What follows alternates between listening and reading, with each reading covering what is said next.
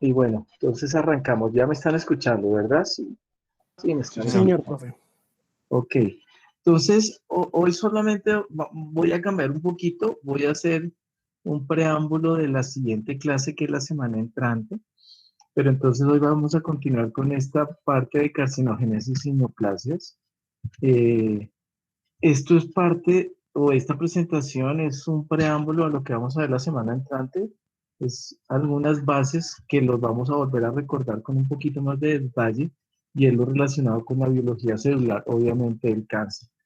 Hoy vamos a mirar mm, estas, estos tips, estos puntos importantes de todas las células tumorales malignas, obviamente, y de forma muy grande y general parte de la biología tumoral, después la inmortalización celular, cómo es el DNA de las células tumorales. Obviamente ya, como les dije ayer, antier, nos referimos a las células tumorales malignas, cómo es la mitosis y la apoptosis en estas células, cuáles son las anormalidades metabólicas de algunos tumores. Después vamos a recordar algunas de estas cosas en detalle y seguramente ustedes van a leer eso después cuando tengan sus pacientes con algún cáncer y los productos tumorales que a veces aparecen o son sintetizados por las células tumorales malignas. Entonces arranquemos con la biología tumoral. Hay varias diapositivas, no muy pesadas, no tan escritas simétricamente porque se pierde cuando uno obviamente las pone el equilibrio, pero en las células tumorales malignas no hay como se describe en la literatura, no hay un rasgo biológico único en las células neoplásicas. Hay muchos rasgos biológicos que seguramente ustedes lo van a mirar cuando lean sus pacientes con los diferentes cánceres. En la clase que vamos a mirar la otra semana, hay innumerables vías metabólicas, por eso no hay un medicamento mágico para el cáncer. Y ustedes lo van a escuchar cuando les pregunten, oiga, ¿por qué no se han inventado algo para el cáncer? Son tantas vías y tantos tipos de cánceres o de tumores malignos que pues eso es por ahora en esta era, en este tiempo, pues es imposible o pues no se ha podido lograr esas características. La otra parte de las células tumorales malignas o las células neoplásicas malignas, como está escrito ahí, son relativamente o absolutamente autónomas, o sea, las células eh, son autónomas en su crecimiento y por eso, como dice aquí al final, no responden al control del crecimiento extracelular. Entonces eso hace parte de lo que les voy a mostrar más adelante y vamos a mirar la otra clase que es la inmortalización celular. Hay anomalidades tanto cuantitativas como cualitativas del DNA y eso pues ya se los mostré y lo vamos a mirar ahorita en algunas diapositivas con respecto pues a lo que ve uno en esos núcleos pleomórficos, multinucleados, super negros o super blancos, o la heterocromatina o la eucromatina de estas células tumorales.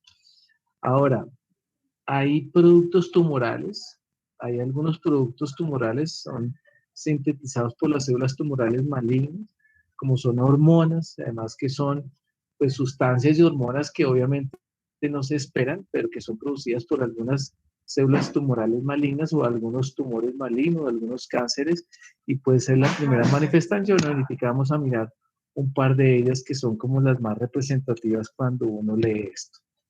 Ahora, la inmortalización celular, pues, es una cosa clave en las células tumorales malignas y eso ya se ha demostrado, como dice al final, en los cultivos celulares y también in vivo.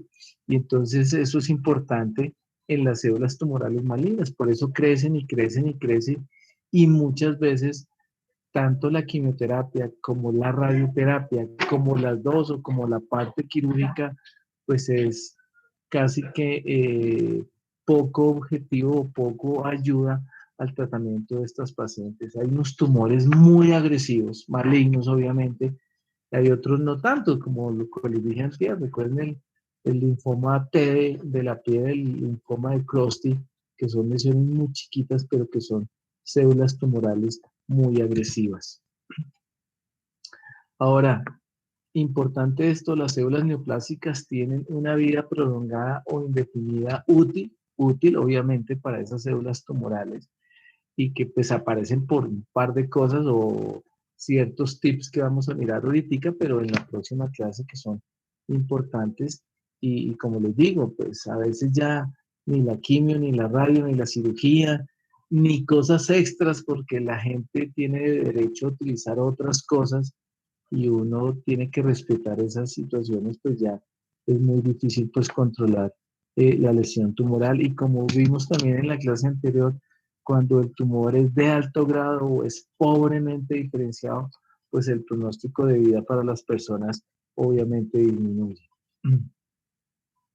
Hay expresiones pues en las células tumorales malignas, en la parte autocrina, y eso está determinado por los famosos genes, los oncogenes y protooncogenes, que lo vamos a ver en detalle en la próxima clase. Y estos oncogenes, pues protooncogenes y oncogenes codifican para los factores de crecimiento, los receptores de factores de crecimiento y las señales intracelulares. Cuando eso está alterado, pues obviamente protooncogenes a oncogenes y empieza pues eso que estamos hablando de la inmortalización celular y pues de obviamente la proliferación de células neoplásicas o tumorales malignas o cáncer como tal.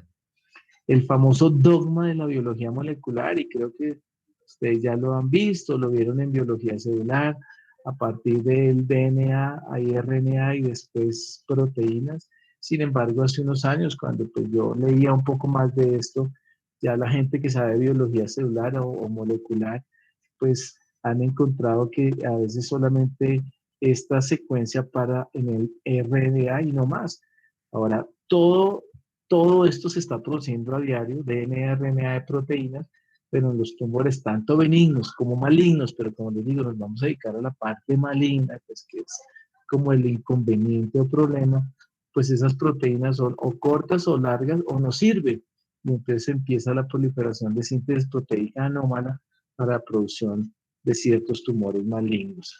Entonces esto es importante. Ahora, más adelante va a salir otra diapositiva donde hay, y eso lo vamos a ver en la otra clase, donde está la remodelación del DNA, la remodelación del RNA y la remodelación de proteínas, y cuando esos tips o esas funciones o circunstancias se afectan, pues obviamente también van a aparecer proteínas anómalas y la producción de tumores malignos como tal. Esta es la Profe, otra, señor. profe, es que en esta parte, o sea, eh, cuando antes se utilizaba el término de las células rebeldes, ¿era por una anormalidad en cualquiera de estas tres o tenía que ser en las tres como tal? No, no, podía ser en cualquiera de las tres, pero como le digo, esto siempre se pensaba como DNA, RNA y proteínas, siempre. Pero en los últimos estudios, la gente que se dedica exclusivamente a esto de la biología celular, en el laboratorio ya han encontrado que no necesariamente hay proteínas, sino una alteración solo de DNA y RNA, y por ahí en la próxima clase vamos a ver los famosos RNA no codificantes que hacen parte de ese dogma de la biología celular tumoral maligna. Esto es en esta diapositiva. Aquí arriba es lo mismo, la replicación del DNA, transcripción a RNA, la traslación a proteínas, y aquí las cosas que vamos a mirar en la otra clase, pues el daño del DNA en la reparación, aquí en la transcripción, la metilación del DNA, la modificación de las histonas, un poquito en detalle, el RNA, los famosos microRNAs o RNAs no codificantes, y en la traslación, pues en la síntesis proteica, modificaciones post-traslacionales que hace que si avanza aquí o en alguno de estos pasos, pues haya la presencia de un tumor maligno. Casi siempre pues terminan en proteínas, pero a veces no, y como les digo, es una proteína, hablándolo en forma grande, es una proteína muy grande, una proteína muy pequeña o una proteína y no funcional, y en las tres pues es una alteración funcional para producir esto. Esto aparece tanto en los tumores benignos como en los tumores malignos y en la vida normal, pero toda esta parte de esta diapositiva en la figura o en ese esquema B, está relacionado, como les digo, y lo que nos vamos a dedicar de aquí al final, generalmente a los tumores malignos, los más frecuentes de cada uno de los órganos, y eso es lo que vamos a mirar posteriormente. La otra clase que le iba a hacer hoy, pero decidí más bien parar para que vayan leyendo eso en la próxima clase, que es un poquito más específica, vamos a mirar cosas de estas. Claro, esto no lo vemos en el paciente, esto hay que verlo en los laboratorios, y la gente que se dedica a la biología celular o sí, a la biología molecular, pues obviamente va a ser su trabajo a diario. Este es un, como dicen ahora, ese es el futuro de la medicina y se está viendo en muchos tumores malignos simplemente el estudio de biología celular, que puede ser un campo de acción más adelante, obviamente para la persona que le guste esto, no solamente aquí en Colombia, sino por fuera, en muchos países, no solamente de Latinoamérica, sino pues Centroamérica, Estados Unidos, Europa, pues o Australia, el que le guste estas cosas.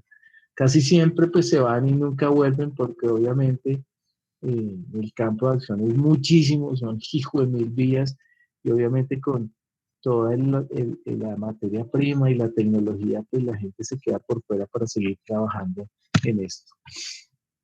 Ahora, este marcador BCL2 pues, es un marcador de inmunohistoquímica y pues cuando queremos ver que ya no hay apoptosis en las células tumorales malignas, recuerden que la apoptosis es muerte celular programada y pues estas células no tienen apoptosis, pues este marcador se utiliza a ver qué tanto, qué, qué cómo está proliferando estas células malignas. Entonces el BCL2 se cuantifica en porcentaje, 10, 20, 30, 40, 50, 60, 70%, si va marcando, significa pues obviamente que esas células no van a producir o no van a tener apoptosis cuando se está viendo un tumor, eh, el que uno quiera mirar de todas maneras. Ahora, otra cosa que también vamos a ver, y como parte de la siguiente clase, es la telomerasa. Recuerden que los telómeros en los cromosomas se van recortando o acortando en cada ciclo celular. Aquí, pues, esto no sirve. La telomerasa queda inactiva en las células tumorales malignas y al contrario, pues, obviamente esto ayuda a que las células tumorales sean más inmortales y más en algunos cánceres que en otros, sobre todo en los sarcomas, pero obviamente también en los carcinomas y en las neoplasias hematolinfoides como tal. Como les dije, el DNA tiene alteraciones tanto en la cantidad cuantitativas como en la calidad cualitativas. Recuerden que nosotros tenemos pues 2N de DNA, un N de la mamá, un N del papá, pero pues eso puede tener hasta 4N, 8N, 6N, y como dice al final, pues en los cortes histológicos esa alteración tanto de cantidad como calidad lo vemos cuando esos núcleos, y creo que ya lo vieron todo y lo van a recordar en esas fotos de las displasias, pues los núcleos se van más grandes y en los cánceres que vimos, los que les he mostrado, los núcleos se vuelven más negros, que es la famosa hipercromasia nuclear. Como les dije, pues la polipoidía es importante, tetraploide, octaploide, y obviamente pues incluso puede haber aneuploidía, un DNA inexacto, pues como les digo, eso se ve en esa hipercromasia o alteración de color en los cortes histológicos que vemos de las células tumorales malignas. Y aquí pues aneuploidía, poliploidía, pleomorfismo, obviamente indica, por aquí está la palabrita de agresividad, entre más pleomórfico, tanto la célula como el núcleo, pues obviamente la agresividad de ese tumor maligno es mucho mayor. Cuando nosotros vemos esto en patología, estamos entrenando, y vemos siempre, pues, de manera coloquial decimos, no, qué bonito este tumor, se ve muy lindo. Obviamente es nuestro gusto de especialidad y hay unos tumores que sí, son muy llamativos, como decimos nosotros coloquialmente, tan bonitos, pero obviamente son muy agresivos para la persona que lo esté, que lo esté sufriendo. Miren la foto que siempre hemos visto, aquí pues la hipercromasia, señalando con ese par de flechas, si se acuerdan, la metaplasia escamosa, y aquí la displasia de bajo grado, displasia de alto grado, y aquí pues pleomorfismo celular, nuclear, nucleolos importantes, y aquí cuando ya ha roto la membrana basal, lo ha invadido, pues un carcinoma infiltrante o invasivo, dependiendo de lo que sea. Obviamente aquí estamos viendo un carcinoma escamocelular, como esto es una epitelio normal del tracto respiratorio superior, pues muy seguramente aquí estamos viendo un carcinoma escamocelular en el pulmón. Esta foto que ya la vimos, que para el ejercicio que hicimos antier, pues hablábamos de un adenocarcinoma, pero pues esto es un sarcoma, el pleomorfismo celular, nuclear, etcétera, etcétera, son las características. Cuando yo les mostraba pues el desorden, la falta de cohesión, las mitosis, y miren esta foto, ¿qué les parece? ¿Más agresiva o menos agresiva de lo poco, mucho que hemos hablado? Esta foto, ¿más agresiva o menos agresiva? Pues yo creería, profe, que es más agresiva, ¿no? Porque los núcleos se ven grandecitos y más negros, ¿no? Que sería la hipercrosia. Hipercromasia. Eso, profe, qué pena. ¿Alguien tiene otra opinión, comentario? Miren aquí, aquí hay uno, aquí hay otro. Esta foto es de banco, esta foto es de mi hospital de hace algunos años. Y sí, es un tumor mucho más agresivo.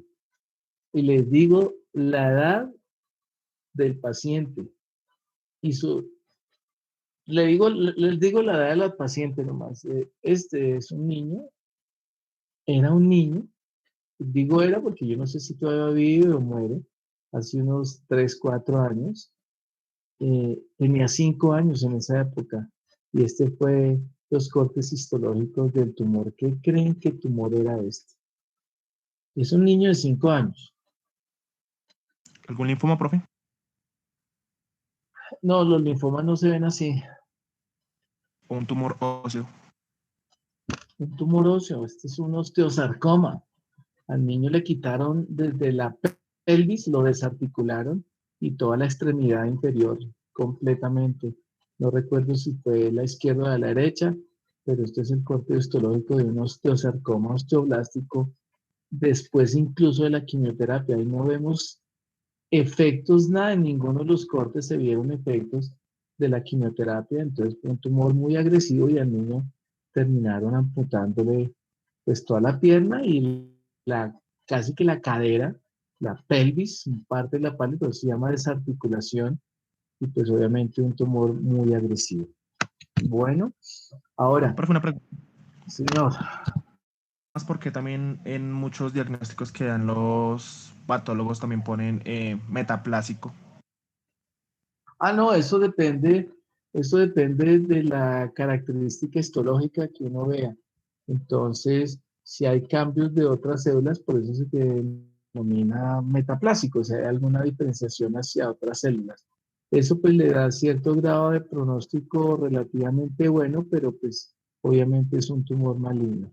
Por eso son los detalles que a veces colocamos. Este era un osteosarcoma osteoblástico, o sea, células muy blásticas, muchísimo más agresivas de normal. Ahí no había nada de hueso benigno, todo era lesión tumoral maligna y era del fémur.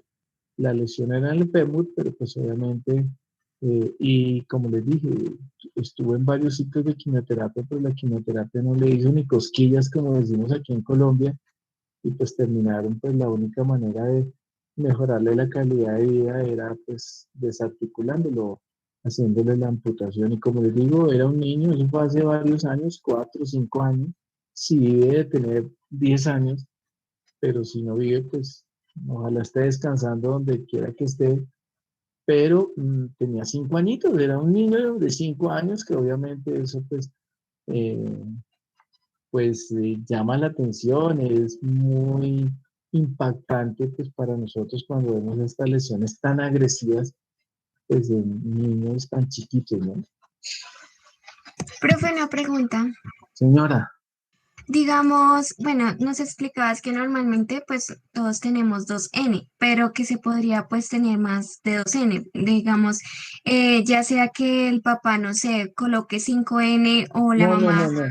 no, no, no, eso no es por la mamá y el papá, eso es simplemente por la proliferación de las células. Entonces, por ejemplo, esta cédula tan grande y tan horrible que están viendo ahí, ese gigantismo celular, esa cédula debe tener, yo no sé, ahí si hacen el ejercicio de tener por lo menos 9 núcleos. Entonces, si tú multiplicas 9 por 2 da 18N. Esa es la razón. Y pues si se quiere estudiar ya por biología celular, se podría determinar eso. No, esto es ya por la proliferación y la alteración genética que tiene este niño, oncogenes a oncogenes, y obviamente pues sale eso. Yo siempre, ustedes lo dijeron, el osteosarcoma es el sarcoma más frecuente en niños y en adolescentes. Pues siempre hay que pararle bolas a esos adolescentes que dicen que les duele las piernas o le duele una pierna y que a veces los médicos dicen, no, es que está creciendo. Entonces, les digo de una vez, en ningún libro de medicina dice que por crecer que crecer duele. ¿Me entienden? Eso pues un dolor, pues puede ser un dolor muscular, cansancio, fatiga, bueno, muchas cosas, pero pues hay que estar pendiente que ese dolor en un muslo, por ejemplo, en una niña o un niño de 14, 15 años, puede ser el primer signo, síntoma de un osteosarcoma. Y si se pesca a tiempo, pues la pierna se salva. Si no se pesca a tiempo, no se salva. ¿Ustedes saben quién es? ¿Alguien iba a hablar? Perdón. Sí, profe, es que tenía otra pregunta. Continúa, qué pena, profe. No, tranquila, pregunta. La otra pregunta, profe, bueno, digamos ya sea con el niño que nos dijiste el caso, o otra persona, si se le llegara a amputar la pierna o otra parte del cuerpo, ¿hay posibilidad que en un futuro vuelva el cáncer o que haya Sí, metástasis? sí, claro. Ah, Eh, Mi primer osteosarcoma como residente de patología. ¿Dónde creen que hace metástasis el osteosarcoma? En el pulmón, profe. En el pulmón, exactamente. Y mi primer osteosarcoma como residente de patología fue en el pulmón. Una metástasis a una mujer joven, yo no me acuerdo cuántos años tenía, como ya 20 y algo. Yo no me acuerdo si fue el lóbulo medio del pulmón derecho, pues, o fue todo o si fue todo, fue el lóbulo medio del pulmón derecho, le hicieron lobectomía y pues obviamente al cortarlo, pues era como si cortara una cabeza femoral. El hueso hay que decalcificarlo en patología, se le pone una sustancia que se llama ácido nítrico. El ácido nítrico tiene una reacción ahí exotérmica, produce mucho calor y le roba el calcio al hueso. Entonces ya el hueso pues, queda el colágeno 1 y uno lo puede cortar. Y fue así, un osteosarcoma como el que están viendo, menos agresivo, pero fue eso. Entonces el osteosarcoma da metástasis generalmente al pulmón. Claro, incluso con la pregunta que tú acabas de decir, después de quimio, radio, incluso la amputación, puede aparecer este tumor, pues obviamente ya no hay, porque ya no hay extremidad, pero sí puede ser su primer sitio de metástasis, el más frecuente que es el pulmón, pero sí puede volver a aparecer, obviamente. Entonces, estos pacientes hay que vigilarlos cada 6 meses, cada año. Eso ya depende del tipo de tumor maligno que tenga pues, la persona. Bueno, listo, profe, muchas gracias. pregunta, ¿qué es esto? Ahí la flecha lo estoy mostrando. Mírenlo bien con detalle. ¿Qué creen que es esto? Ahí se ve bien bonito.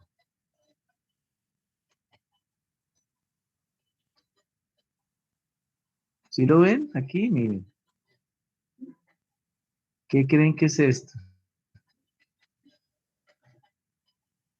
¿Un osteocito, profe?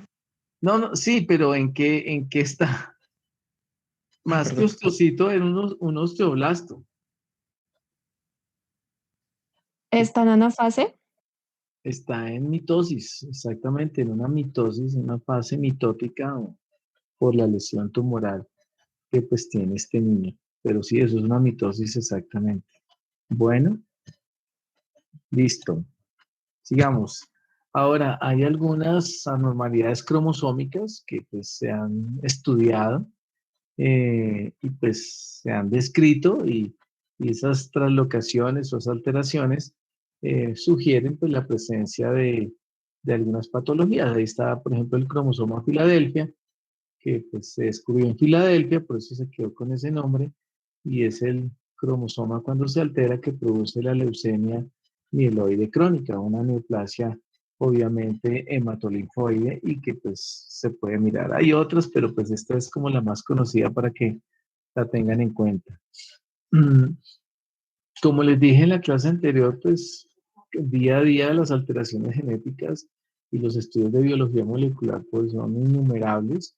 Aquí en Colombia hay ciertos laboratorios, por ejemplo la Fundación Santa Fe, el Instituto Nacional de Cancerología, tienen muchos estudios genéticos y laboratorios particulares y muchas hacen muchos estudios y a veces la tecnología no es tan, o mejor dicho, es más fácil, a pesar de los laboratorios particulares, las pruebas las mandan a Europa o Estados Unidos porque es más práctico hacerlos allá que hacerlo en Colombia, pero pues como les dije, buscar estas cosas es tener el tratamiento target o diana simplemente para un paciente determinado, a pesar de que pueden ser 3 pacientes digamos, con leucemia mieloide crónica, pero todos los 3 no están en el mismo periodo de evolución, entonces, pues obviamente se mira para ver el tratamiento específico. Ahora, pues ya me lo dijeron ahorita, pues la actividad mitótica es aumentadísima, no existe apoptosis que se confirma con el BSL2, como le dije, como les mostré, entonces se tiene en cuenta. Miren, esta foto es del mismo niño, miren esos núcleos gigantescos en mitosis horribles, eso es lo que llamamos las mitosis atípicas o irregulares o bizarras. Entonces, miren esa monstruosidad de células, este es otro corte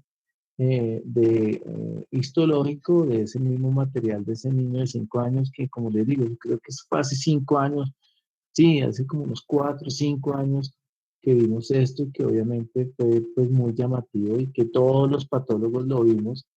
A veces nos compartimos los material porque pues hay cosas que uno nunca va a volver a ver y pues como les dije era muy llamativo pues un niño de 5 años y la pierna ya en el laboratorio de patología. Miren esta célula con este núcleo súper alargado, totalmente irregular. Entonces son características que va uno estudiando para mirar esto.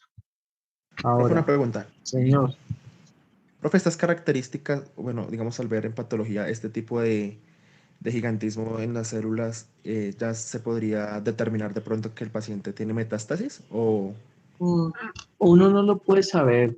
Y buenísima esa pregunta, ¿sabe por qué? Porque cuando ustedes estudian estos pacientes, como yo digo, los pacientes con cáncer los escanean.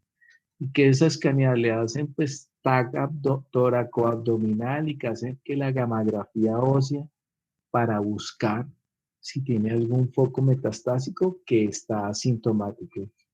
Muchas veces se encuentran focos metastásicos sin síntomas y muchas veces no se encuentran focos metastásicos. Si no se encuentran, pues buenísimo para el paciente porque pues tiene buen pronóstico en su evolución, pero si ya tiene metástasis, pues obviamente el pronóstico va a cambiar y eso es muy tenaz.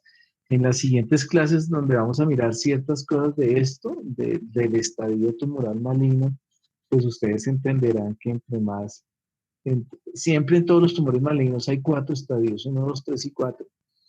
Todos son malos, pero si una persona ya se confirma que está en estadio 4, pues como decimos ya, pues está casi que en la última parte de la historia natural de esa enfermedad y por la pregunta muchas veces obviamente no se tienen síntomas. Entonces estos pacientes cuando se les descubre un cáncer, vuelvo y les digo, es un término muy mío, pero pues lo dicen así, hay que buscarle focos metastásicos, metástasis en todo lado. Pues en todo lado no, donde generalmente pueden aparecer como siempre. Bueno. vale, profe? Bueno, aquí pues lo que les dije anteriormente, pues muchas figuras mitóticas son anormales, muestran arreglos extraños, tripolares, bizarros. Mire, como le digo, aquí hay no sé, una morfología bizarra en esos núcleos. No tienen ahí uno no puede definir nada, es un núcleo totalmente regular. Alguien le dirá el nombre que quiera en esa parte, incluso una parte artística, pero se utiliza la forma bizarra y pues eso es lo que generalmente vemos. En muchos de los tumores malignos que vemos, esas son las características que se tienen en cuenta.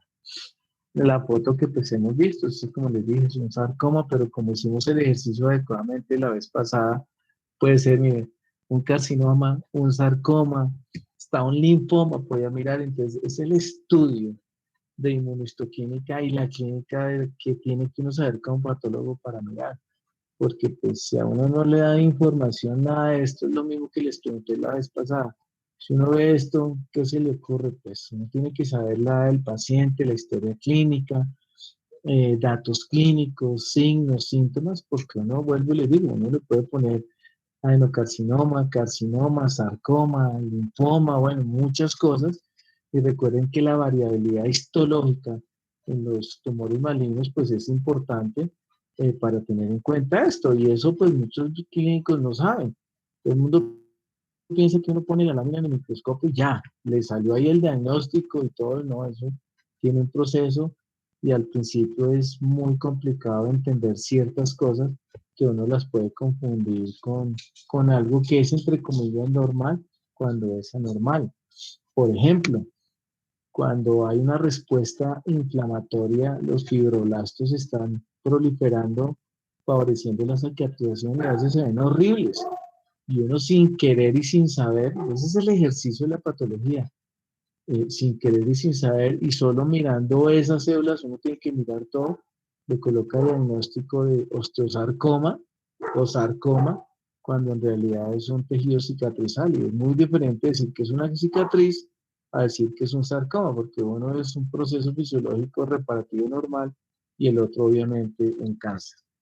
Bueno, ahora, el número de mitosis, cuando hay muchas mitosis, también utilizamos este marcador que se llama Ki-67. Entonces, lo mismo en porcentaje, 5, 10, 8%, 20, eso depende, pues, el tumor como está en ese momento para, obviamente, ayudarle al clínico en, en las características para el tratamiento posterior.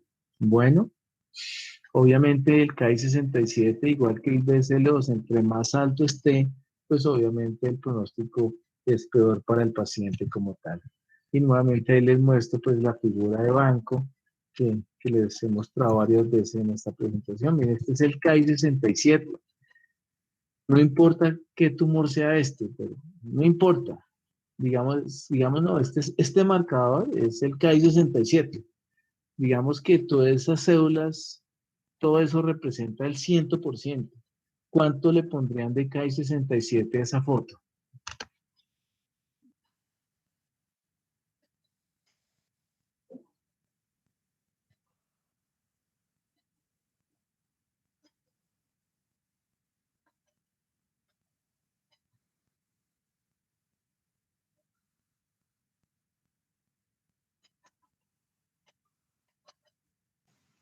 Como un 70 más o menos.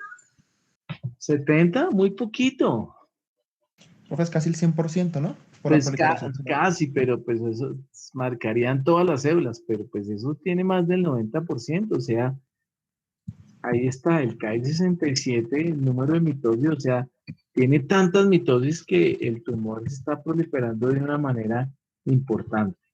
Eso es lo que medimos. Eso no es un número exacto porque pues a veces es muy subjetivo, pero mira que alguien dijo 70%, otra persona 90%, pero pues hay que mirar todo el contexto y muchas láminas, obviamente, para entender, pero supongamos que eso, como les dije, es el 100%, pues ahí está, creo que más del 90% de las células marcando de color café.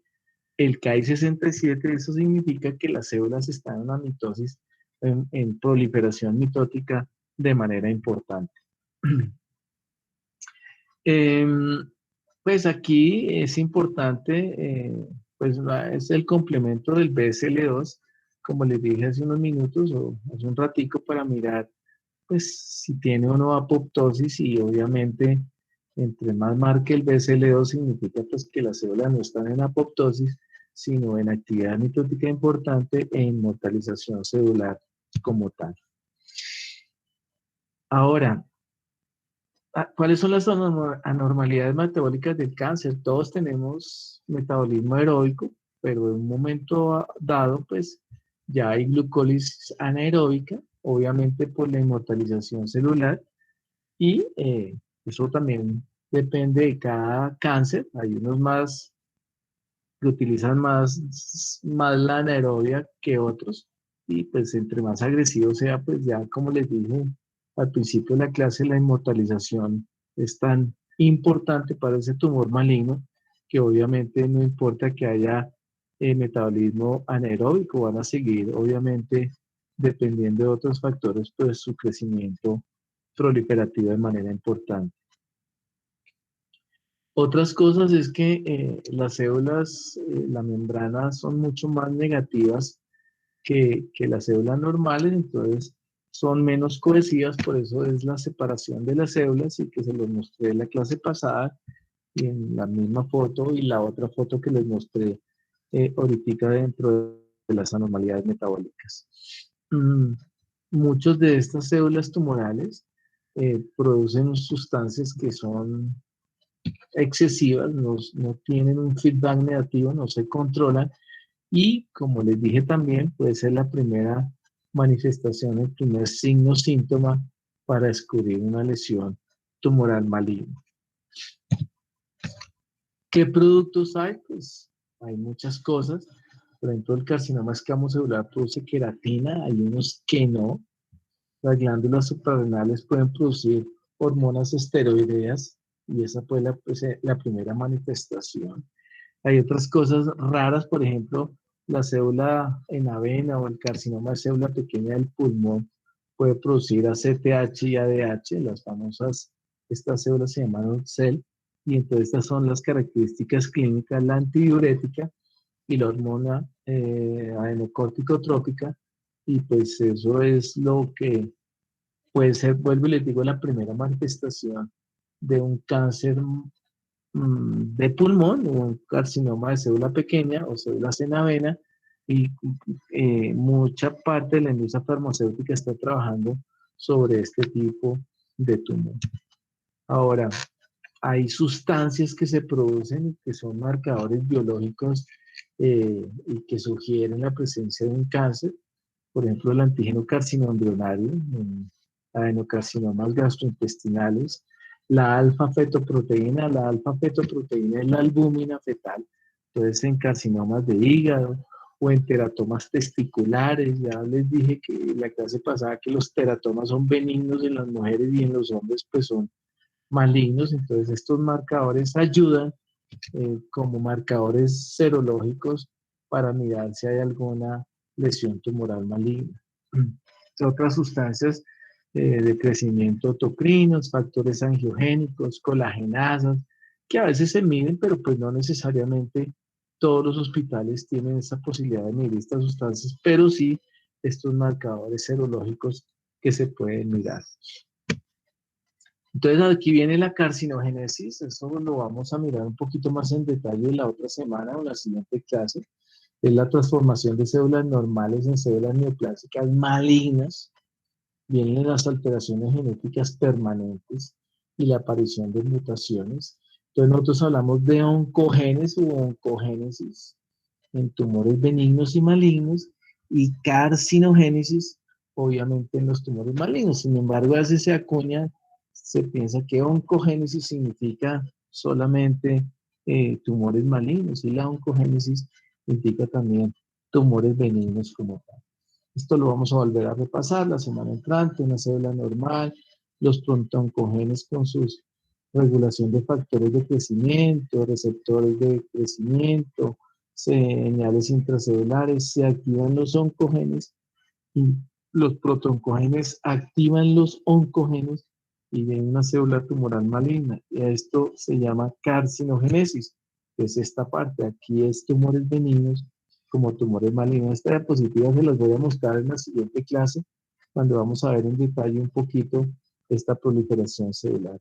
Aquí pues algunos de los marcadores que se pueden utilizar, por ejemplo en el carcinoma hepatocelular la alfa-fetoproteína, como les dije en tumores del tubo digestivo del adenocarcinoma embrionario, viene el feocromocitoma, que eso algún día lo van a mirar, el ácido, que faltó, está mal escrito, el ácido vanil-mandélico, miren el teratoma maligno, la alfa-fetoproteína o la hormona coriónico-gonadotrópica en el coriocarcinoma testicular, puede ser en sangre, orina, aquí pues algún comentario extra, pero estos son algunos de los marcadores que son importantes tener en cuenta. Miren los apudomas, que les dije que queda lo mismo, está la insulina, la gastrina, entonces hay que obviamente mirar esas cosas para tenerlo pues presente como marcadores serológicos en el tumor que ustedes quieran investigar dependiendo de la clínica del paciente.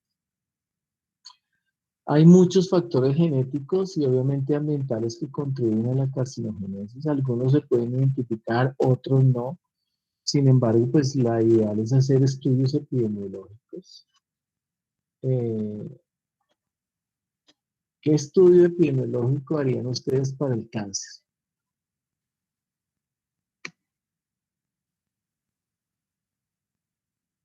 Pues depende del tipo de cáncer, ¿no, profe? No, pero ¿qué estudio epidemiológico harían ustedes para el cáncer?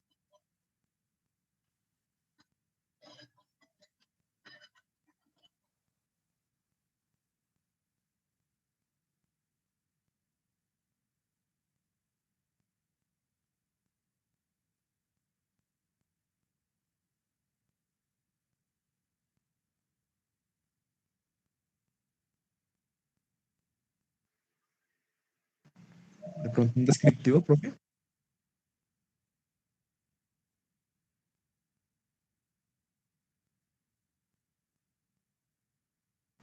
Profe.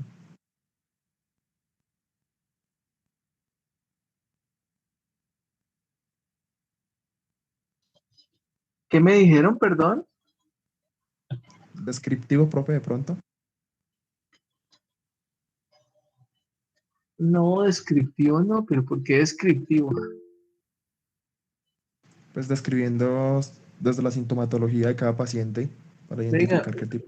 yo sé que ustedes están viendo epidemiología y muchos ya la vieron. Y me imagino que ya saben los 4 grandes estudios epidemiológicos, pero para el cáncer, ¿cuál estudio epidemiológico pueden mirar? Hagamos el ejemplo más tonto. Si quieren mirar que el cigarrillo es la causa de cáncer de pulmón, ¿qué hacen? La incidencia en las poblaciones. No. Si ustedes No, es quieren que la mirar verdad, que el cigarrillo es la causa de cáncer de pulmón, ¿qué hacen? Un estudio de la población. Pero, ¿qué estudio? Eso es lo que yo estoy preguntando. pacientes fumadores. Una encuesta. Un estudio de casos y controles. ¿Quién dijo estudio de casos y controles? Dayana. Dayana, en un estudio de casos y controles, ¿tú qué escoges? ¿Qué casos escoges? Pues escogería 2 tipos de población, uno que tenga o no la Bueno, enfermedad. por eso te estoy preguntando, ¿cuáles son los casos?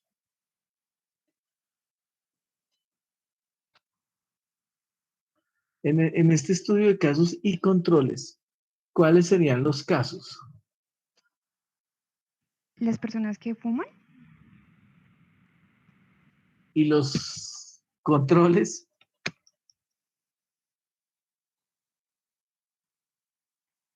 Profe, la Los verdad que es que no no tenemos fuman. ni que hemos visto ni siquiera en epidemiología. ¿cómo? Esos casos así tan puntuales no los hemos visto en epidemiología. La profesora se fue por otro enfoque que era el de investigación. Pero bueno, entonces yo les pregunto, ¿ustedes quieren investigar que el cáncer es la causa que el cigarrillo es la causa de cáncer de pulmón? Dayana, ¿por qué Dayana dijo de casos y controles? ¿Tú ya viste eso, Dayana? Si dijiste eso es que sí. Sí, profe, yo sí lo vi. Lo que pasa es Bueno, que yo vi epidemiología hace ya como un año. ¿y con quién lo viste? Bueno, no importa, no me interesa. Dayana, ¿cuáles serían los casos y cuáles los controles? Pues los casos serían las personas que fuman y los controles, una población que tenga una enfermedad que se pueda relacionar con el cigarrillo. Es que Dayana, estás loca de la cabeza. ¿El control no sería los que no fuman? ¿Quién dijo eso? Victoria. Estás peor de loca de la cabeza.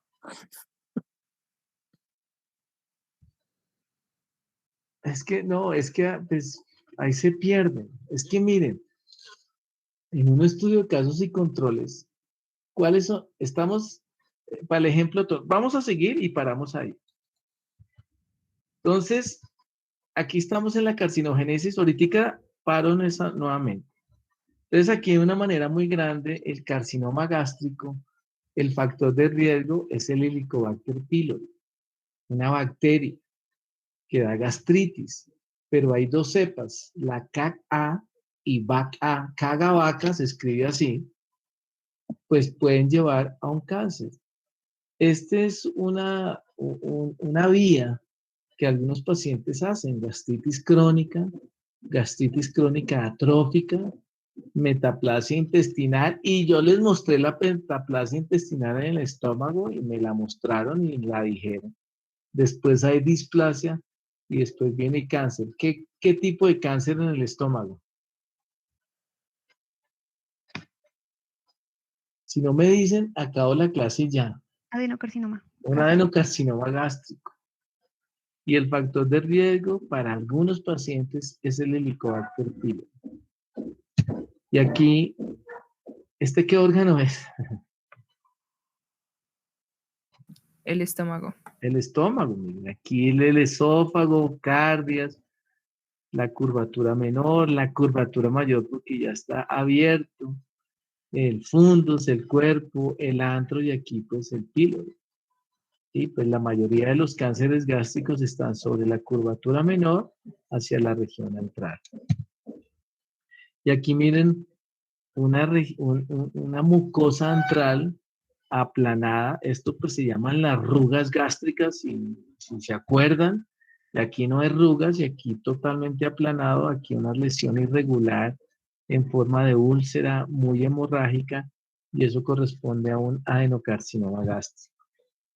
El hepatocarcinoma, y en otra clase los mostré, factores de riesgo, los hongos, las micotoxinas, la aflatoxina, el Aspergillus flavus, y otros factores de riesgo, el virus de la hepatitis B, el virus de la hepatitis C, que pueden llevar con el tiempo a que aparezca un hepatocarcinoma. Esta foto también se las mostré en la primera clase. Esta fue una hepatectomía de una mujer hace más de 10 años por un hepatocarcinoma. Todo esto es hepatocarcinoma.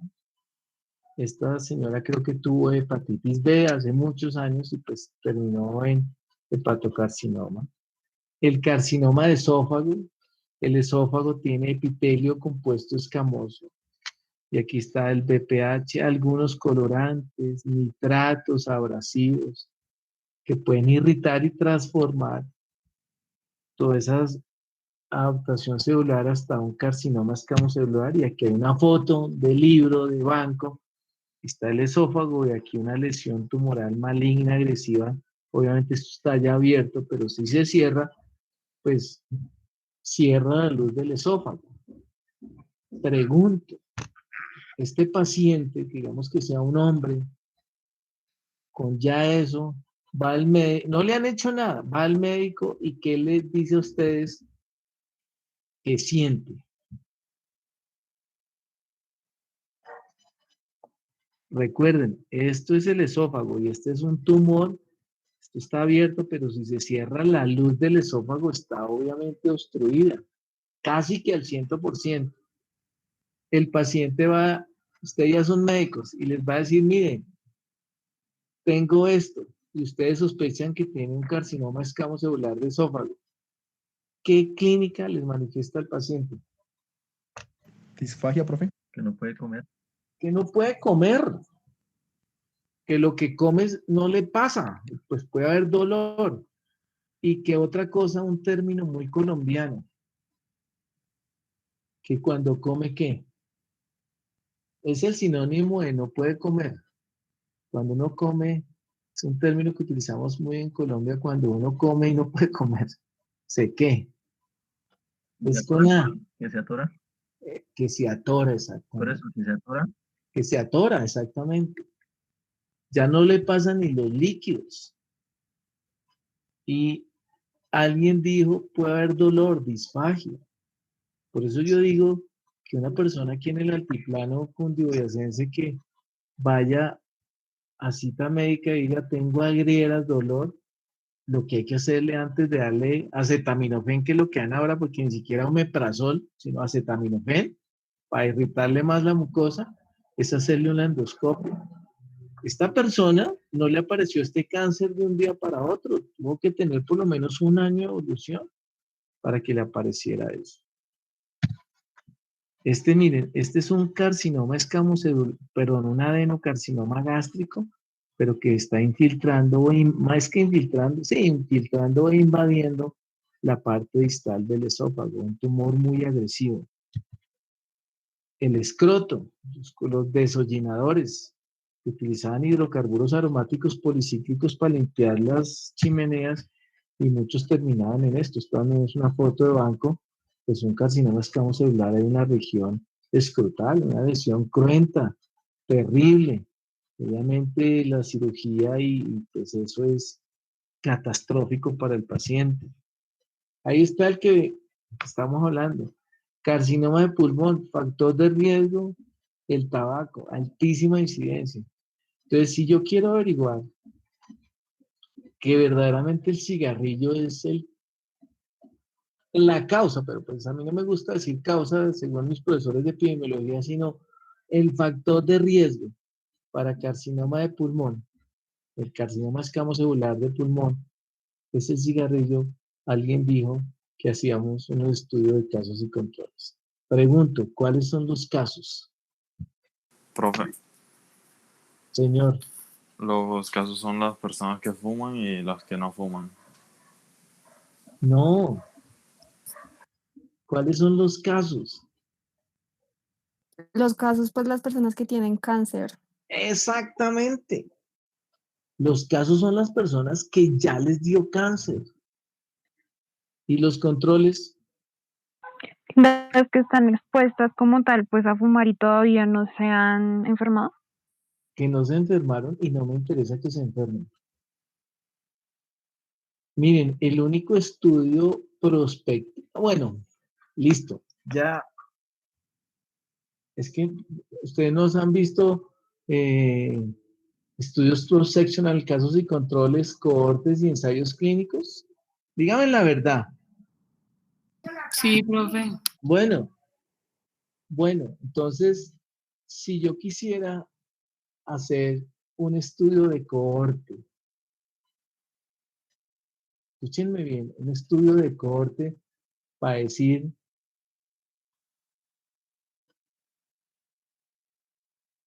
el cigarrillo es la causa de cáncer de pulmón, ¿qué hago? En un estudio de cohorte, no de casos y controles, sino una cohorte. La cohorte es hacia adelante.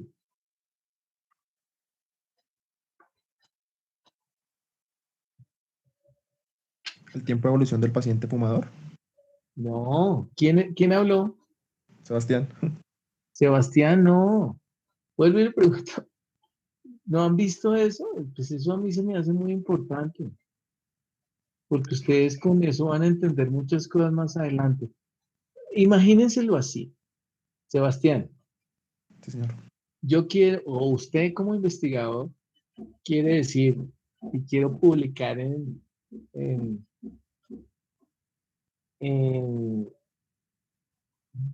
quiero publicar el 1 de junio de 2022 en la revista famosísima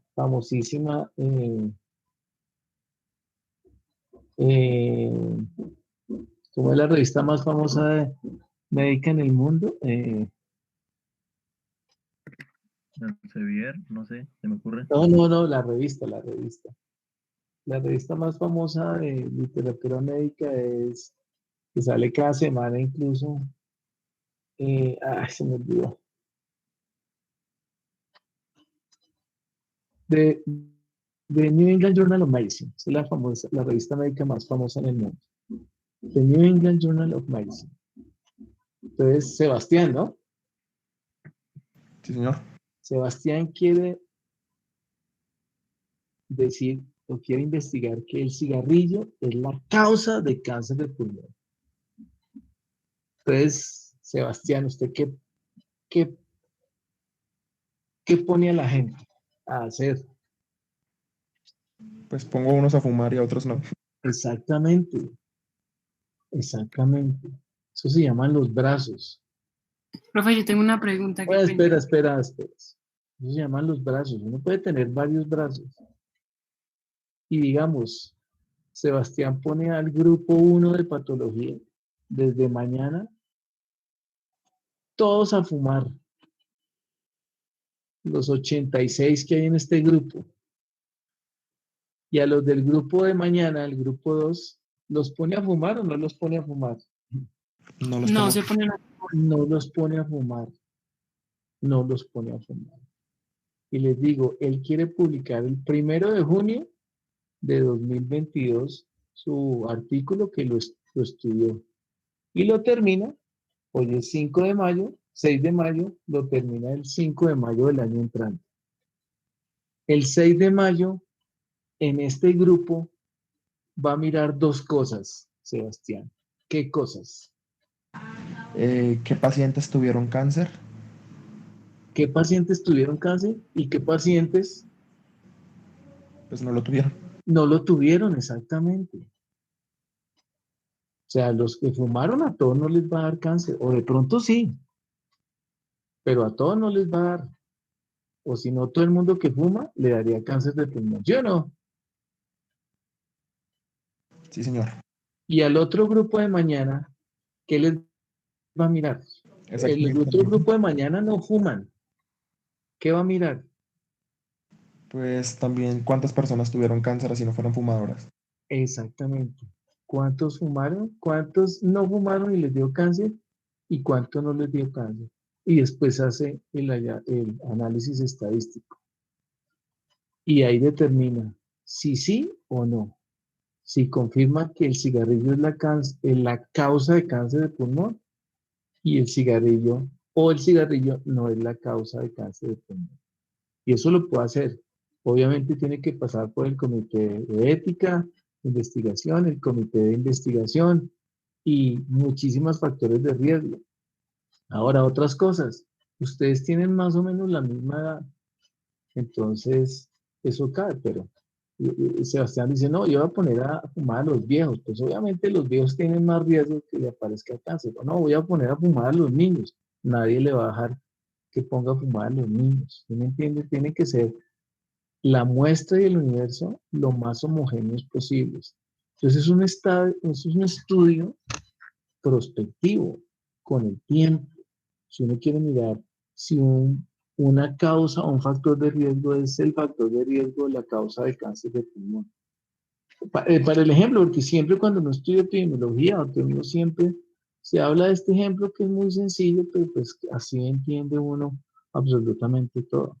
Bueno, ahora les pregunto, no, yo quiero de verdaderamente confirmar que el virus de la hepatitis B es la causa del hepatocarcinoma. Y yo digo lo mismo, no, pues yo le voy a inocular a este grupo, virus de la hepatitis B, y al otro grupo no. Obviamente el comité de ética y el comité de investigación le va a decir, no, usted está loco, ¿cómo le va a poner virus de la hepatitis B a un grupo y a otro no? Obviamente no, porque eso juega muchas cosas que seguramente después ustedes la van a aprender. Pero eso es la manera como se hacen los estudios. Ahora, casos y controles. Ya lo dijeron. ¿Cuáles son los casos? Pues los que ya les dio cáncer. ¿Y cuáles son los controles? Los mismos.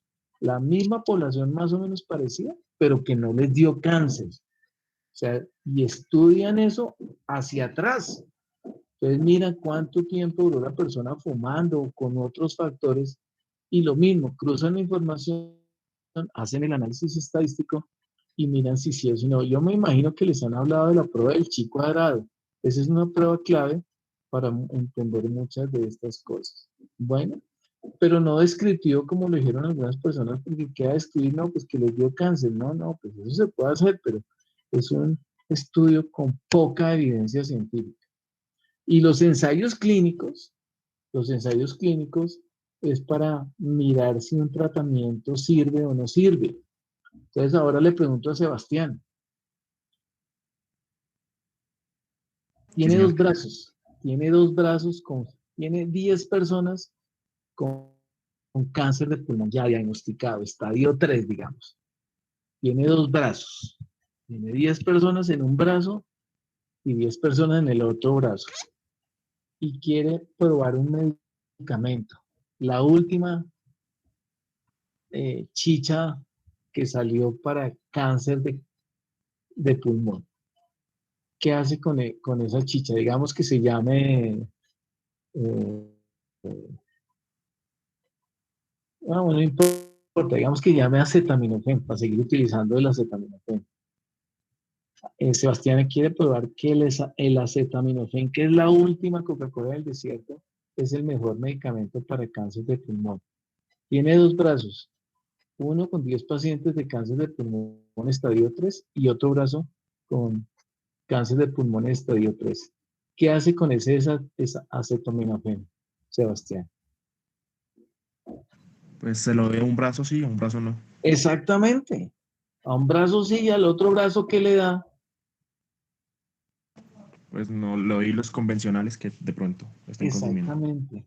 Lo convencional o la otra es el famoso ¿qué? Eso me lo... ¿Placebo? El famoso placebo. Exactamente. Ahora, y voy a decir, lo voy a tratar un año. Durante ese año, esos pacientes con cáncer, ¿algunos qué les va a pasar? Pueden morir o pueden curarse. Se van a morir o se pueden curar, exactamente. Y al final del estudio, ustedes hacen estudios, los famosos estudios de supervivencia. Y entonces van a decir, Sebastián va a decir, mire, les comprobé que el acetaminofén plus, utilizar otro nombre, es mejor que el convencional, que el acetaminofén, y la sobrevida es mucho más alta. Es la sobrevida a un año con cáncer de pulmón con el acetaminofén plus es del 40%, mientras que el acetaminofén tradicional es solamente del 20%. Y ahí es como juegan los médicos y los oncólogos, sobre todo, pues cualquier médico con todos los medicamentos para ver qué le formula de acuerdo a su paciente. La industria farmacéutica, cuando ustedes empiecen a ejercer y lo empiecen a bombardear, ¿qué les van a mostrar? Medicamentos. Ellos son vendedores, los visitadores médicos son vendedores de medicamentos y nosotros los médicos que somos compradores de medicamentos. Entonces ustedes van a leer, la industria farmacéutica solo les va a hablar de los ensayos clínicos, no más. Los ensayos clínicos es eso, como dice el nombre, ensayar medicamentos. Y pueden ser estudios, eso después lo van a aprender doble ciego, triple ciego, ciego, bueno, eso después ojalá lo estudien y miran qué les sirve y con él les sirve. Algunos pacientes, creo que lo dijo Sebastián, con el acetaminofén plus se van a morir o van a vivir más. Y algunos con el acetaminofén solito se van a morir o van a vivir más. Y ahí lo mismo, se hace el estudio estadístico, el cruce estadístico, el análisis estadístico, obvio estadístico, y pues se sale a la luz pública y se publica para tenerlo en cuenta. Bueno, en estudios descriptivos, en casos y controles, en cohorte no se utilizan medicamentos, simplemente se miran causas de una enfermedad. En los ensayos clínicos se utilizan pues, medicamentos o dispositivos médicos para tratar de curar alguna cosa. Bueno, y ahorita está muy de moda, como les dije, el carcinoma de célula pequeña de pulmón, muchos medicamentos para tratar de mejorar la calidad de vida de estos pacientes. Muchos de ellos no fuman, pero les dio cáncer de pulmón por todas estas alteraciones genéticas que seguramente después ustedes van a mirar. Ahora sí, preguntas. Miren la foto antes de que hablen.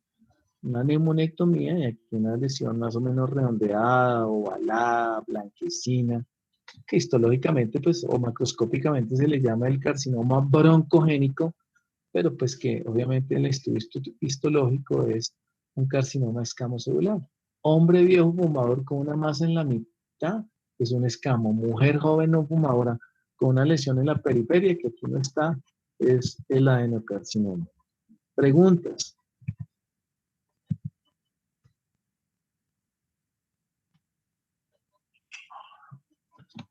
Entonces sigamos. Cuello uterino, mire, el BPH, donde hay epitelio escamoso. Las cepas más letales son la 16 y la 18, aunque se han encontrado otras. Hay como 156 tipos o cepas de BPH. Hay unas más agresivas que otras. Siempre en la literatura mundial se habla de las cepas 16 y 18 como las más agresivas. El VHS, el virus herpes simplex tipo 2, es otro factor de riesgo para cuello uterino. ¿Cuál es el del sarcoma de Kaposi? ¿El tipo qué? 8. 8, exactamente. Otro factor de riesgo, edad temprana de relaciones sexuales. No es que todas las mujeres que empiecen su vida sexual temprano les va a dar cáncer, pero se han encontrado factores de riesgo. ¿Con qué tipo de estudios? ¿Casos y controles o cohortes?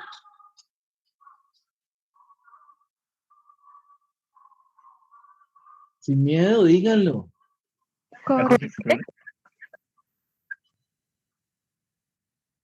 Hablaron al tiempo dos personas y no entendí. Habló una niña Cortes. y habló un niño. Casos y controles. ¿Quién fue la niña que habló? Dayana. Dayana, ¿cómo se te ocurre que cohorte?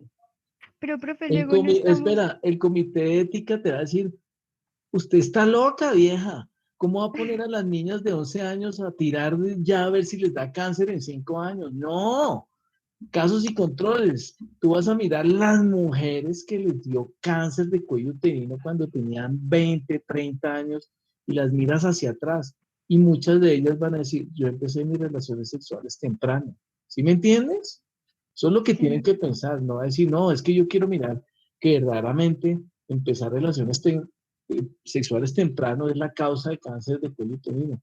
No, venga, yo cojo todas las niñas que están en quinto de primaria o en sexto, en primero de bachillerato, como era en mi época, y las voy a poner a tirar de aquí en adelante 3 veces a la semana. No. ¿Sí me entiendes? Eso te va a decir el comité de ética. Casos y controles. Lo mismo la promiscuidad.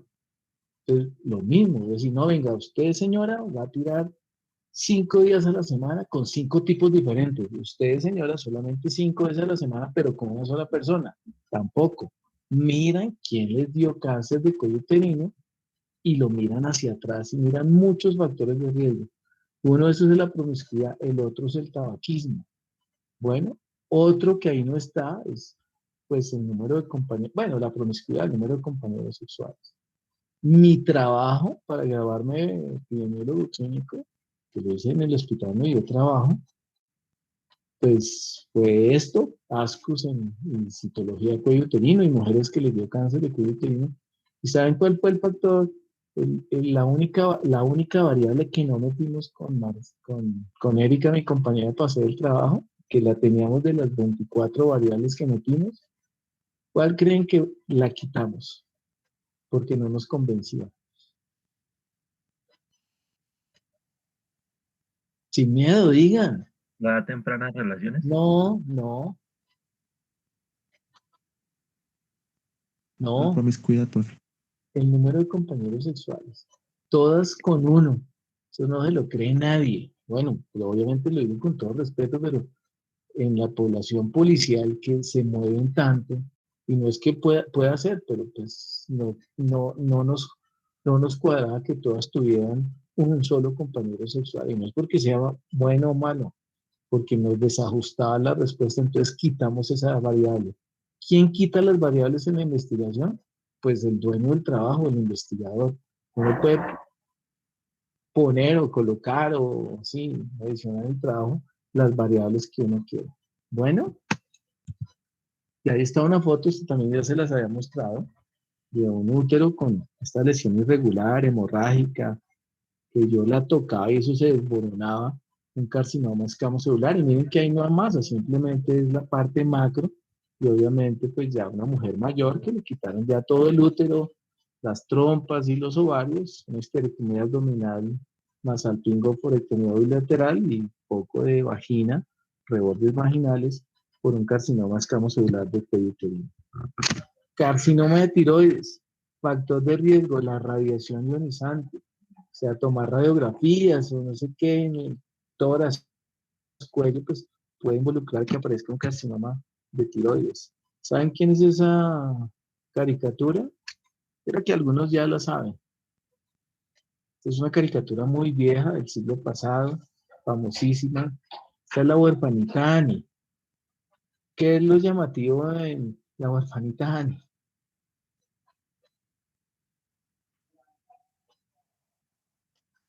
¿Qué les llama la atención en ese dibujo de la huerfanita Annie? ¿Los ojos? Que no tiene Los ojos, así se ven los núcleos del carcinoma papilar de tiroides, no todos. Entonces es una guía para diagnosticar patológicamente el carcinoma papilar de tiroides y está escrito en nuestros libros duros de patología. Los ojos, recordando a la huerfanita Annie.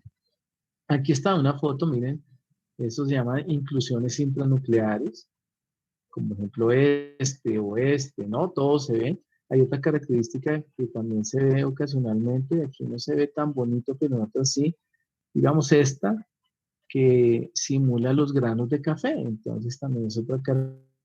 Por ejemplo, aquí se ve más o menos, pero hay unas que se ven bien bonitas. Los núcleos parecen un grano de café, esa hendidura, y entonces es la característica que vemos para el carcinoma papilar de tiroides, que es el más frecuente en la glándula tiroides. Ya vamos a terminar. Los carcinógenos, pues químicos, hidrocarburos, las aminas, que ponen hidrocarburos en el escroto, las aminas en el esófago. Miren los virus, el Epstein-Barr para el linfoma de qué? El virus del Epstein-Barr, que lo vimos ayer, antier, como uno de los epónimos. Burkitt.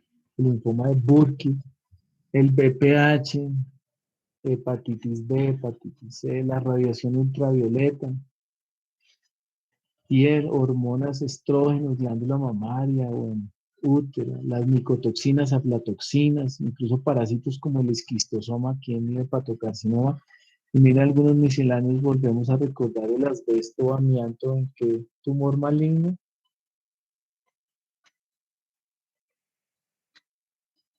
El asbesto. El asbesto es el mesotelioma maligno, no se les olvide, por favor.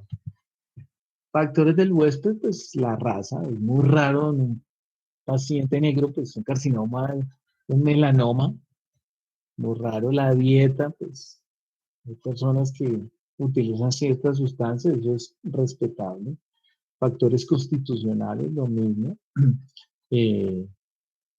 El cáncer de glándula mamaria, pues es más frecuente en los hombres o en las mujeres. Mujeres. En las mujeres, pero hay hombres con cáncer de glándula mamaria. La edad, como veíamos, los carcinomas son más frecuentes por encima de 50, pero ya se ven menos de 50. O los sarcomas, el género. Como les dije, pues el teratoma es benigno en las mujeres, maligno en los hombres. Las condiciones premalignas, recuerden los pólipos adenomatosos del colon, o la carcinogénesis transplacentaria que existe, y se los mostré muchas veces en mi primera clase de ese bebé que tuvo un sarcoma endobronquial y que le creció inútero, u otras cosas que pueden obviamente comprometer la vida pues, de esos fetos. Invasión y metástasis, pues ya hemos hablado de eso, pues cerca es lo corregional y a lejos pues metástasis a distancia. Obviamente pues toda esa falta de cohesión celular y la actividad enzimática favorecen pues que los tumores malignos pues tengan metástasis cerquita o a distancia, vía linfática, sanguínea, por las cavidades transplacentarias o pleural, pericárdica, peritoneal. Eso pues ustedes lo van a aprender después con muchos de los tumores que van a mirar. Efectos clínicos, pues todo lo de presión, ansiedad, disminución de toda esa muerte y mortalidad, disminución del aporte sanguíneo, la presión a los órganos adyacentes, etcétera, y otras cosas paraclínicas que son importantes tener en cuenta en los tumores malignos, sobre todo no tanto los benignos, sino los malignos.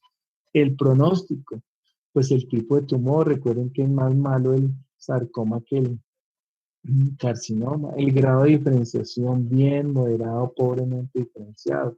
Y aquí una cosa que ustedes van a aprender es el famoso, la clasificación TNN, que es el tamaño del tumor, obviamente entre más grande, pues peor. N es nodes, los nódulos o ganglios que le hablamos en español, la presencia de compromiso ganglionar metastásico, y M de metástasis. Obviamente cada tumor maligno tiene su estadiaje y entre más alto sea el estadiaje, pues el pronóstico es peor.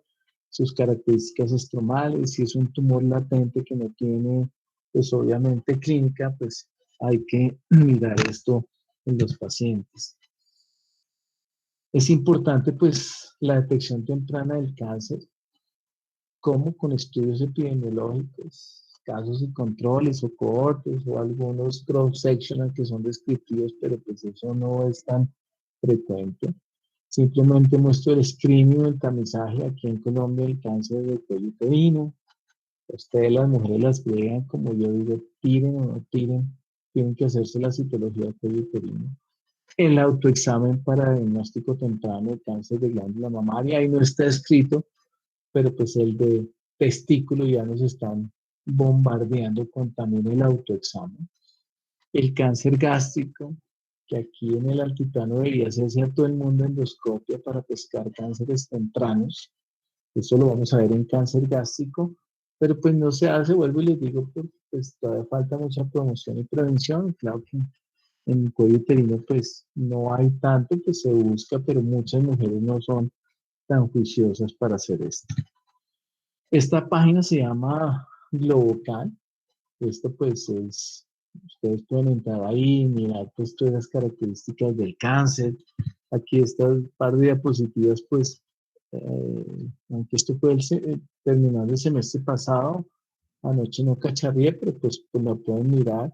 Esta es la incidencia de aparición de todos los cánceres o pues los más incidentes en el mundo y la mortalidad. Miren, pulmón, glándula mamaria, colorectal, próstata, estómago, hígado, esófago, cuello uterino, tiroides, vejiga, y aquí la mortalidad en el mundo. Ahí ustedes pueden jugar con los países, con los continentes, esto pues obviamente es mundial para tenerlo en cuenta. Y algunas causas de cáncer, aquí está obesidad, infecciones, radiación ultravioleta, y algunos factores de riesgo, por ejemplo, parameningioma, glándula tiroides, esófago, van haciendo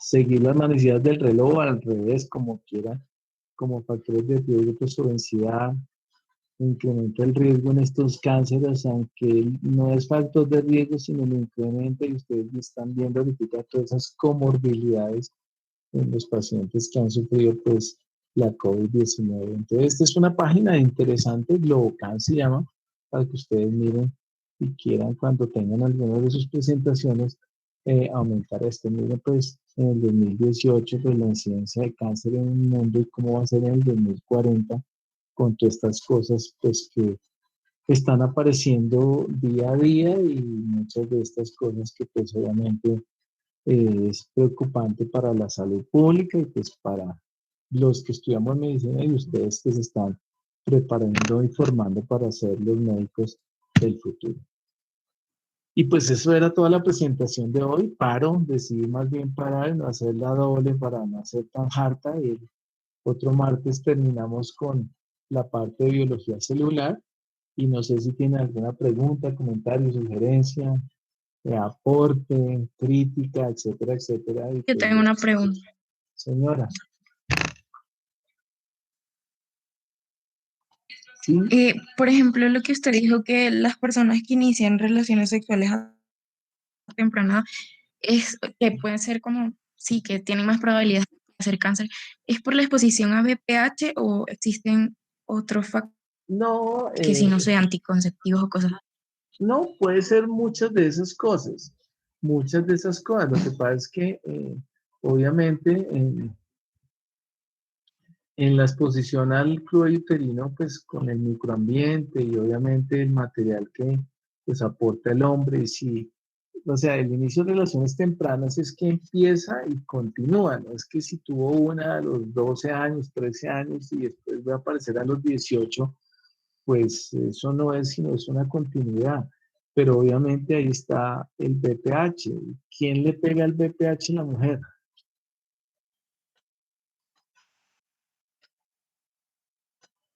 El hombre. El hombre. El hombre, exactamente, el hombre. Lo que pasa es que por la microarquitectura y el microambiente de nosotros, por el tamaño de la uretra, etcétera, es muy difícil, pero no es que no. También hay un carcinoma escamocelular de pene o de glande. Entonces el hombre es el que le pega eso a la mujer, por eso el tratamiento es para la pareja o para los compañeros si hay más compañeros, eso no es solamente para la mujer. Entonces es simplemente eso. Ahora, lo de la inicio temprano es que empieza pero continúa, no es que se pare, y lo mismo lo de la promiscuidad, lo mismo, por obviamente factores de higiene, de pH, herpes simples, muchas otras cosas, el no uso de anticonceptivos orales o el uso indiscriminado de eso, son factores, pero estudiando casos y controles, mirando esas variables, se ha encontrado por el famoso chi cuadrado que sí tiene asociación, o sea, el uso de relaciones sexuales tempranas o el de empezar relaciones sexuales tempranas es un factor que incrementa el cáncer de cuello uterino en lo que sea en las mujeres que empiezan tempranamente. Unas sí, otras no. ¿Sí me entienden? Es simplemente jugar con eso. Pero como alguien dijo, no, eso ni el comité de investigación ni el comité de bioética de la institución o donde sea les va a prohibir pues que sea eso. Simplemente se han encontrado con esos estudios de casos y controles. Bueno, ahora, nadie ha hecho, pues yo no lo he visto de pronto sí una cohorte para el cáncer de pulmón. Eh, todos han sido casos y controles. Por ejemplo, en la patología cardiovascular, hay un pueblito arriba al norte de los Estados Unidos que se llama Framingham, es por allá, no me acuerdo del estado, que es la famosa corte de Framingham. Y la corte es que todas esas personas que nacieron en la década del 50, en el siglo pasado, nacieron y empezaron a seguirlas en el tiempo. Eh, las vigilaban, por decirlo así. Entre comillas, las vigilaban que hicieran su vida común y corriente.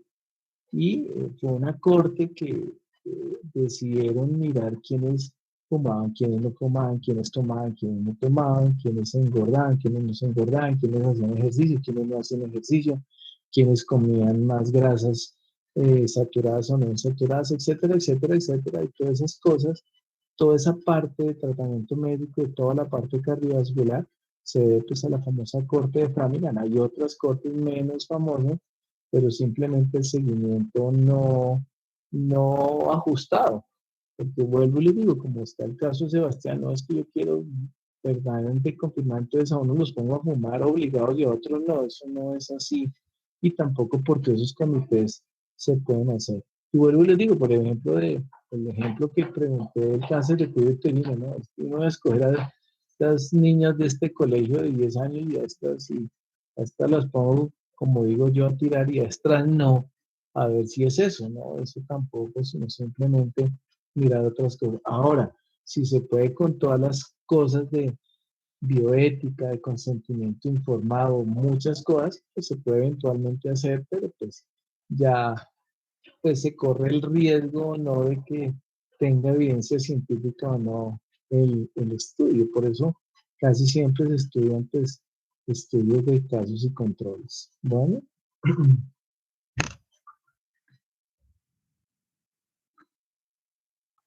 Más preguntas, comentarios, sugerencias. Como les dije, esto es pues es la continuidad de la clase anterior. La otra semana, el martes, continuamos y miramos eso. No sé si hay alguna otra pregunta, sugerencia, comentario, aporte, crítica. Si no hay nada, pues, o si hay alguna otra pregunta.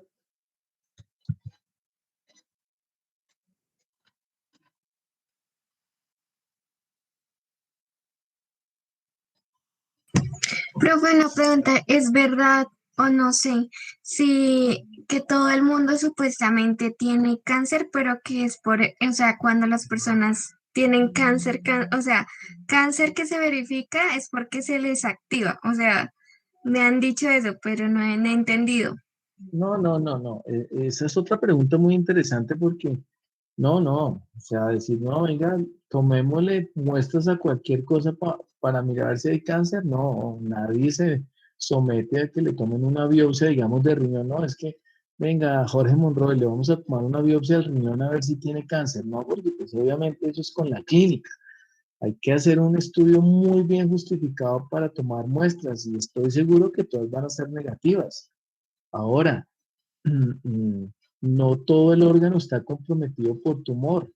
Entonces, yo siempre pongo un ejemplo, cuando usted está en los salones, digamos, la puerta de la entrada del salón es el cáncer.